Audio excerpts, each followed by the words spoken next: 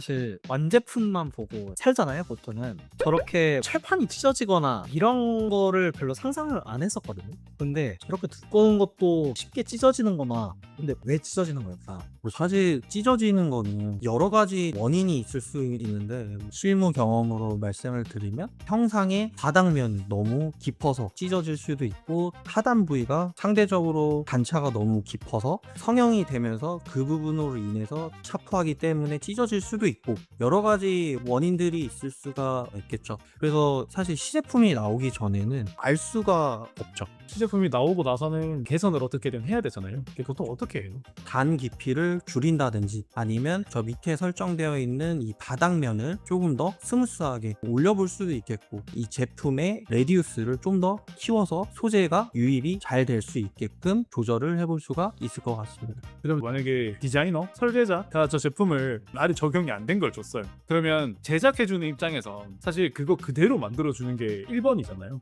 근데 여러 가지 공정들이 쭉 있을 텐데, 해당 부위를 좀 더 알을 크게 만들어서 성형성을 확보를 할 수가 있겠고, 그리고 나서 다음 공정에서 제품만큼 다시 추가적으로 성형되는 이런 경우들도 있고요. 근데 이게 뭔가 문제를 만났을 때 해결을 하려면 왜 문제인지를 알아야 해결을 할 수 있잖아요. 그냥 무작정 소재를 바꿔본다거나 무작정 금형을 바꾸는 건 사실상 제일 힘들잖아요. 그래서 그 판단하는 방법 같은 것들이 좀 있을까요? 사실 여러 오랜 경험에서 나올 수는 있겠지만, 딱 집어서 이게 문제다, 저게 문제다 라는 명확한 답을 내리기는 바로 캐치가 어렵습니다. 그러면 결국 되게 많은 시도를 해봐야 되는 거네요. 숙련된 엔지니어들은 명확한 답을 낼 수가 있는데, 연차가 낮은 엔지니어들 입장에서는 이게 문제일지 저게 문제일지 해보지 않고는 전혀 모르기 때문에 정답을 내리기가 좀 어려울 수 있다? 계속 이런저런 시도를 해보다 보면은 그에 따른 시간적인 로스나 금액적인 로스가 계속 발생을 할 건데, 업장에서는 그것도 꽤 고민이긴 하겠네요. 맞습니다. 그래서 사실 이런 시제품에서 안 좋은 결과가 나오게 되면 수정하는 비용과 납기 일정이 굉장히 딜레이가 되는, 회사에 좀 막대한 어떤 손해를 가져다 줄 수가 있겠죠. 근데 그렇게 많은 돈과 시도를 통해서 해결을 하면, 예를 들면 물이 새는 구멍을 하나 막았더니 다른 구멍에서 또 물이 나오고 이러는 경우들도 있을 수 있잖아요. 뭐 사실 이렇게 만들었다고 해서 딱 나온다라는 거는 장담은 하지는 못하죠. 데드라인이 개선을 못하는 경우, 그럴 때 어떻게 되나요? 일정에 맞춰서 좀 더 연기를 진행을 할 수도 있겠지만, 정말 안 좋은 상황에서는 다시 해당 업무를 반납을 해야 된다던가, 아니면 그에 따른 어떤 비용을 지불해야 되는 그런 최악의 상황까지도 있을 수도 있겠죠. 그래서 사실은 안 찢어지게끔 만드는 게 어떻게 보면 1순위죠. 그럼 업체들은 이거를 어떻게든 해결을 하고 싶어 할 거 아니에요. 그 문제를 근본적으로 해결하기 위해서 할 수 있는 방법 같은 것들이 있나요? 오래 축적된 어떤 기술력 바탕으로 이 제품에서는 이렇게 만들어야 된다, 아니면 다른 제품에서는 이런 어떤 컨셉을 가지고 진행을 해야 된다라는 어떤 하나의 기술력이 될 수가 있겠죠. 고객사마다 회사마다의 제작 스탠다드가 다 다르기 때문에 그 회사의 상황에 맞춰서 뭐 여러 가지 좀 방법들이 있을 수가 있습니다. 결국에는 다 노하우네. 다 경험치로 수렴하는 것 같네요. 그쵸. 경험이 사실 업계에서는 자산일 수도 있죠.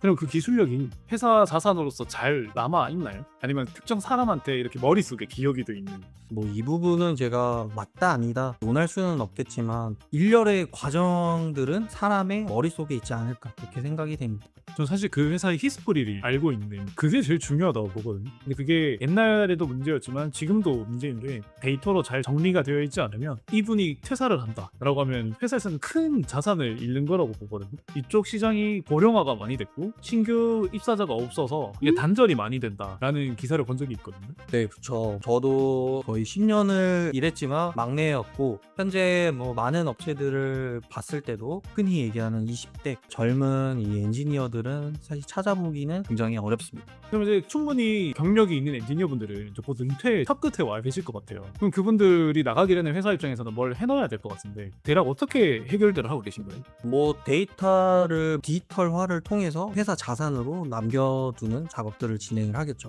이미 디지털 자산은 많이 남겨놓고 있으신 거 아닌가요? 그렇죠. 먼저 해당 설계 도면 같은 경우도 3D 데이터로 많이 남겨놓고, 그리고 실제 이 제품에 나와 있는 어떤 결과는 성형 해석 파일로 또 남겨놓고 진행하고 있습니다.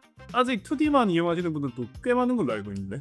자동차 업계에서는 설계 데이터들은 3D로 많이 확보를 하고 계실 거고요. 하지만 일부 적용이 아직 어려운 업체들은 설계 데이터도 2D로 활용을 많이 하실 겁니다. 예전에 그런 말 있었잖아요. 아무리 잘 되는 중국집도 주방장 나가면 망한다. 만약에 큰 기업에서 뭐 그런 게 안 되겠지만 작은 기업에서는 사람 하나하나가 다 되게 큰 자산이 되는 거니까 이런 노하우를 내가 알고 있고 되게 숙련된 사람이라면 갑의 위치가 될 것 같거든요.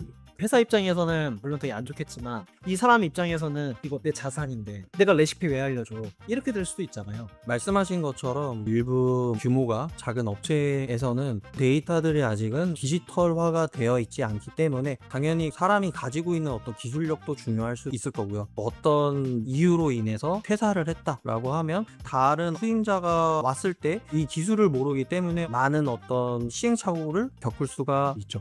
들어오는 제품에 따라서 가이드를 만들 수 있을까요? 그 회사만의 표준이면 되는 거잖아요. 그 표준이라는 게 만약에 없으면 아까 말씀하셨던 주방장이 바뀌면 음식 맛이 바뀌듯 최고 기술자가 바뀌면 품질이 달라질 수 있잖아요. 정확하게 말씀하신 것 같고요. 데이터들을 디지털화를 통해서 우리 회사만의 그런 자산으로 남겨놔야 누군가가 왔을 때도 히스토리들도 빨리빨리 캐치를 할 수가 있고 또한 수정 방향에 대해서도 참고해서 다른 어떤 새로운 제품이 왔을 때도 개발하는 데 있어서 좀 더 쉽게 접근하실 수가 있겠죠. 디지털 자산이라고 하면 보통 2D CAD, 3D CAD 정도를 생각할 수 있을 것 같은데 3D CAD가 만들어져 있는 모델링만 봐서는 히스토리를 전부 파악할 수는 없잖아요. 그렇죠. 뭐 회사마다 그 과정들을 다 알기에는 조금 어려운 부분들도 분명히 있을 겁니다. 3D CAD라고 하면 처음과 끝만 있거나 아니면 완성된 끝만 있거나 그런 경우들이 많잖아요. 근데 어떻게 중간 프로세스 데이터를 남길 수 있을까요? 그런 어떤 히스토리는 엑셀 서식을 통해서 남길 수도 있는데 이때 이미지가 없을 경우에는 어디가 제품이 형상이 바뀌었고 어디가 개선이 되는 이런 부분들을 알기가 어렵습니다. 그래서 성형 해석이라는 프로그램을 통해서 처음에 제품 성형성이 이렇게 됐다. 중간에 이런 일련의 과정들에 대한 어떤 결과들을 확인해 볼 수가 있습니다. 시뮬레이션으로 기록을 남길 수 있는 거예요. 워드나 엑셀에다가 이러한 결과들이 있었다. 그런 것들을 적어 놓을 수 있는 것. 텍스트만 딱 봤을 때보다 이미지까지 있고 그 공정에 대한 시뮬레이션 영상까지 볼 수 있으니까 조금 더 효율적인 거죠. 확실히 직관적으로 알 수 있는 방법인 거네요. 말씀하신 것처럼 성형 해석 과정을 PPT로 남길 수도 있기 때문에 고객한테 이 해석에 대한 변경 결과 아니면 회사 내에서 뭐 업무 간에 회의를 진행할 때도 뭐 해석 파일을 통해서 결과들을 뭐 쉽게 볼 수가 있죠. 시뮬레이션이면 뭔가 문제 사항들만 파악하는 걸로 생각을 했는데 또 다른 측면들도 있네요.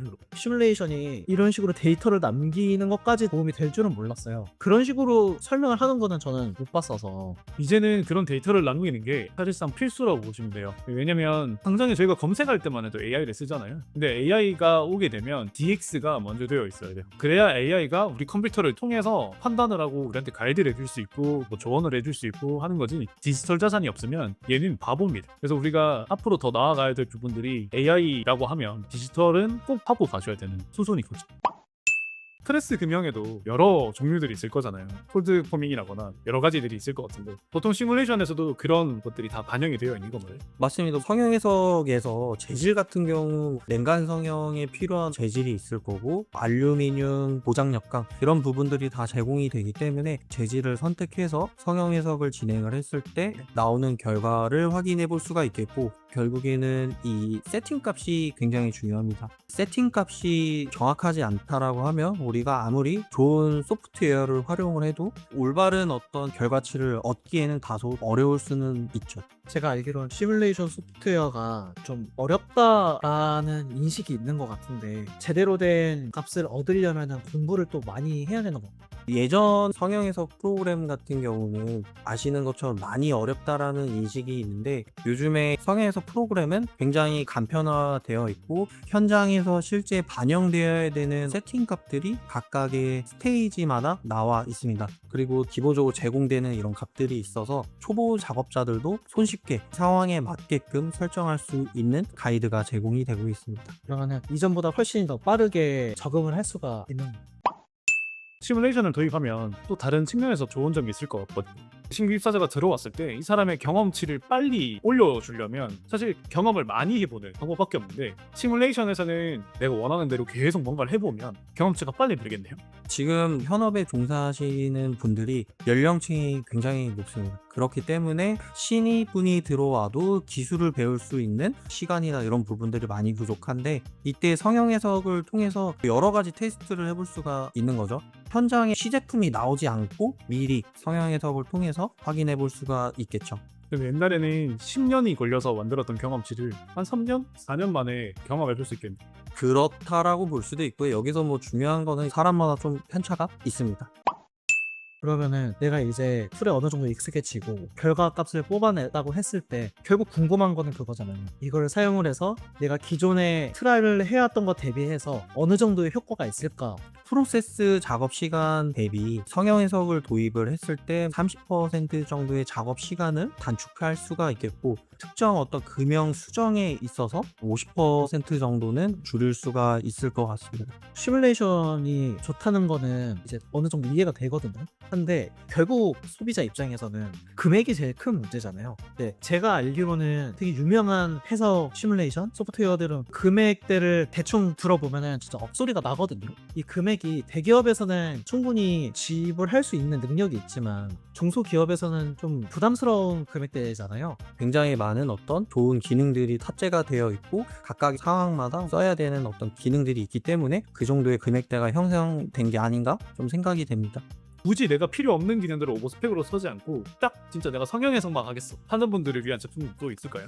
그 대안은 있고요. 많은 소프트웨어들이 있겠지만 현재 해외에서도 활발하게 좀 사용하고 있는 스탬팩을 좀 추천을 드릴 수가 있습니다. 성형 해석 프로그램은 설정하는 옵션들도 많고 그에 따라서 굉장히 어렵겠지만, 스탬팩 같은 경우는 사용자가 쉽게 버튼 몇 번 클릭으로 성형 해석 결과도 빠르게 확인해 볼 수가 있고, 그래서 초보 작업자들도 활용하는 데 있어서 추천드립니다. 대안이라고 말씀을 하셨는데 어떻길래 대안이 될 수 있는 거예요? 스탬팩에서는 실제 현장에서 좀 필요로 하는 어떤 결과를 빠르게 볼 수 있는 그런 용도로 사용할 수가 있습니다. 그러면은 실제로 중소기업에서 진짜 이걸 해소하고 싶다 하는 문제들을 스탬팩으로 해결할 수가 있는 거예요. 그쵸, 뭐 크랙이 발생이 됐다라고 하면 그 현재 해당 제품의 어떤 부위에 크랙이 났는지, 또 주름이 발생이 되면 압력이 부족하거나 단이 낮아서 주름이 발생이 된다, 이런 부분들도 성형 해석으로 파악을 해볼 수가 있겠고 스탬팩으로 활용이 가능하죠. 말씀하시는 거 들어보면 중소기업을 위해서 나온 것처럼 들리거든요. 그럼 대기업에서 못 쓰는 거예요? 그거는 아니고 대기업에서도 충분히 모듈을 추가하거나 그에 맞는 어떤 기능들을 사용하실 수가 있죠. 제가 시뮬레이션 보니까 3D로 화면이 되더라고요. 그러면은 실제로 사용을 할 때도 3D 모델링이 필요한가요? 보통 이제 시뮬레이션을 진행을 할 때는 꼭 3D 모델링 데이터가 필요하죠. 근데 원청에서 보통 다 3D 모델링을 받으시고 그걸 기준으로 만들어 나가는 거기 때문에 좀 과장 보태면 일주일 정도면 저희가 지금 모델에서 보고 있는 것들은 충분히 스스로도 가능하시고. 그러면은 되게 금방 배우는 거네요. 일주일이면. 그죠. 이제 설계를 하는 게 아니라 있는 거 기반으로 해서 편집이라고 보시는 데서 그렇게 생각할 수도 있죠. 물론 이제 이거를 좀 더 활용해보고 싶다 라면서 욕심을 점점점 내시면 당연히 연습도 많이 하셔야 되고 노력도 많이 하셔야 되는 거죠. 그러면은 2D만 사용을 해왔던데도 원청에서 파일을 받아서 사용을 하면은 그거를 기반으로 3D CAD를 그렇게 어렵지 않게 시뮬레이션을 할 수 있다는 거네요.